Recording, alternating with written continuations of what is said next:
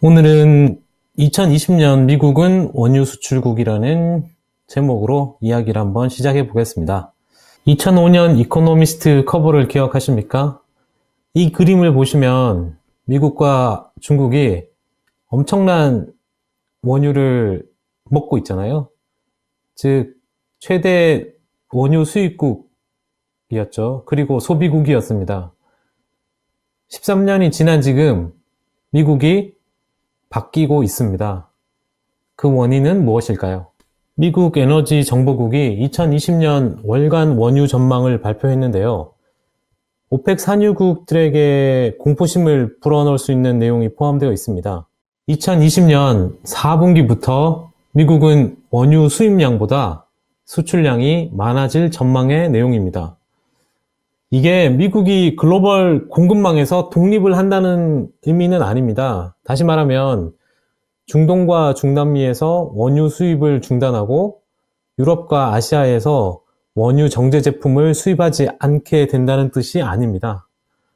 이것은 미국이 셰일 오일 생산으로 원유 부문의 변혁이 끝나지 않았음을 보여주는 것인데요.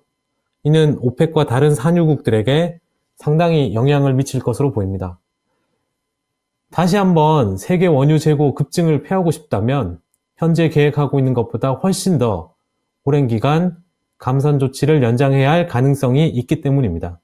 EI에서는 2020년 12월이 되면 미국이 원유 및 원유 제품 수출량이 수입량보다 일간 120만 배럴 더 많아질 것으로 전망하고 있습니다.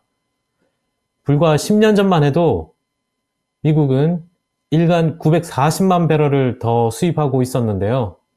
지난 10년 동안 매년 일간 100만 배럴 이상 순흐름이 줄어든 겁니다. 미국은 이미 11월 한 주 동안 수출량이 수입량을 넘어서면서 짧았지만 순수출국이었던 적이 있었습니다. 2019년에도 이런 상황이 간간히 벌어지겠지만 연말이 되면 다시 순수입국으로 바뀔 가능성이 높습니다. 이런 새로운 위상을 향한 미국의 행진은 2014년 유가 폭락으로 사실상 중단되었다가 셰일 오일 생산 비용 절감과 오펙의 감산 조치로 인해서 유가가 재정 균형을 맞출 수 있을 정도로 상승한 2017년이 돼서야 다시 재개되었는데요. 셰일 오일에 힘입은 미국의 원유 생산 급증은 국가 자체의 전망도 바꿔놓았죠. 2년 전 EIA가 처음으로 2018년 전망치를 발표했을 때만 해도 연말 미국의 원유 예상 생산량 일간 944만 배럴이었는데 12월 실제 생산량 수치는 놀랍게도 1180만 배럴이었습니다. 가장 최근의 전망에서 2019년에는 전반적으로 둔화세를 보이다가 2020년 하반기 퍼미언 분지에서 멕시코만 연안까지 송유관이 완공되어 원유 운송이 시작되면 다시 상승세로 돌아설 전망입니다.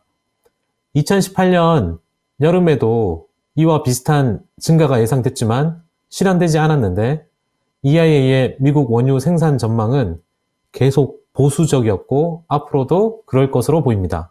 미국의 원유 생산량이 증가하면 그만큼 수출량도 증가할 것인데 여기에는 원유뿐만 아니라 미국 내에서 정제된 제품도 포함됩니다.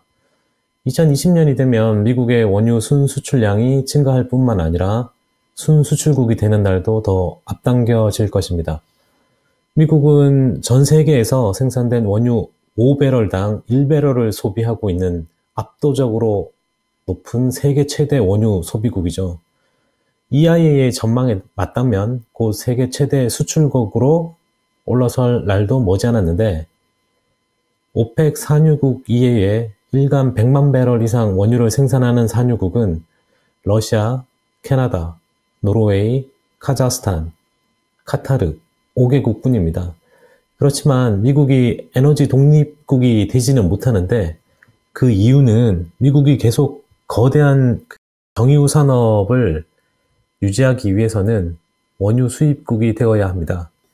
멕시코만 연안에 위치한 정유업체들이 최선으로 운영되기 위해서는 중동, 캐나다, 카리브해 인근에서 생산되는 고유황 중진류가 계속 필요하기 때문입니다. 그리고 이들 정유업체의 잉여 제품을 수출할 해외 시장도 필요한 것이죠. 미중 간 무역 격차를 장기적으로 이 부분을 통해서 해결하는지가 저의 관심사입니다. 그리고 14일에 올린 왜 주식시장은 유가에 집착하는가에서 언급했듯이 공급 측면에서 감산이 유지되는 상황이면 주식시장에도 긍정적인 부분이라고 생각합니다. 다음에 다른 컨텐츠로 찾아뵙겠습니다. 감사합니다.